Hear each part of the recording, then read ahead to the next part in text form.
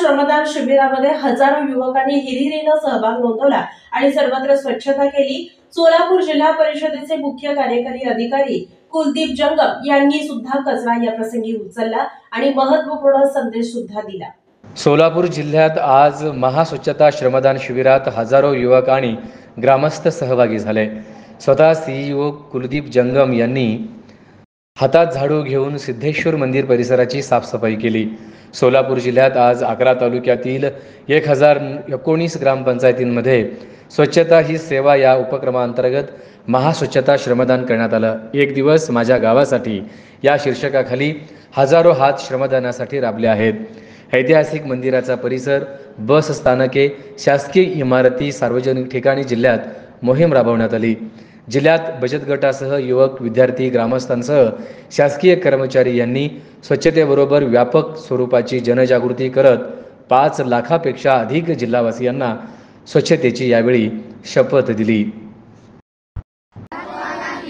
ज्या भारताचे स्वप्न पाहिले होते त्यामध्ये राजनैतिक स्वातंत्र्य नव्हते, तर त्यासोबतच एक स्वच्छ व विकसित देशाची संकल्पना होती। महात्मा गांधीजींनी गुलामीतून भारत मातेने याच व्यतिरिक्त आपण मानसिक दृष्टिकोनातून पण आपल्याला बघावं लागते।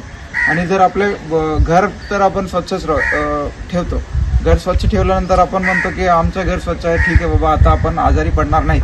परंतु जर गाव स्वच्छ नाही आहे, फक्त घर तुमचं स्वच्छ ठेवला, मग आजारी कुठून होतं? आपल्या जवळचं जिथे पाणी साचतं किंवा जास्त घाण आहे तिथूनच आपल्या आजारी जास्त हे होतात।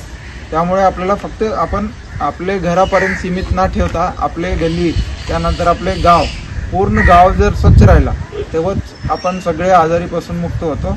त्यानंतरच आपण जे काही आपण काम करायचं ज्याच्यामध्ये आपण 100% आपले एफर्ट देऊन आपण काम करू शकतो। आणि एक गाव पूर्ण स्वच्छ झाला म्हणजे ह्याचा अर्थ हे नाही की आपण रोजच्या रोज कचरा फक्त आपण हे बाहेर काढतो। कचरा कसं त्याला पूर्ण म्हणजे जर जैविक असेल मग त्याला आपण कंपोस्ट पीटमध्ये टाकायचा, जर प्लास्टिक कचरा असेल त्याचे वेगळे वर्गीकरण करून ते प्लास्टिक संकलन केंद्रामध्ये द्यायचं। हे सगळे पूर्ण प्रोसिजर झालंच पाहिजे, तेव्हाच आपले गाव स्वच्छ होतात। नाहीतर काय होतात की आता जिथे आपण स्वच्छता मोहीम केली तिथे जर बघितलं तर आपले नारळचे पण आहेत, तसेच प्लास्टिक पण आहे। पण प्लास्टिक तुम्ही 10 वर्ष 15 वर्ष तिथे ठेवलं तरी ते काही होत नाही, ते असेच पडून राहतात। आणि जसं साहेबांनी सांगितलं, नंतर एखादा गाय वगैरे हे खाल्ला मग त्याच्या पोटात जातात।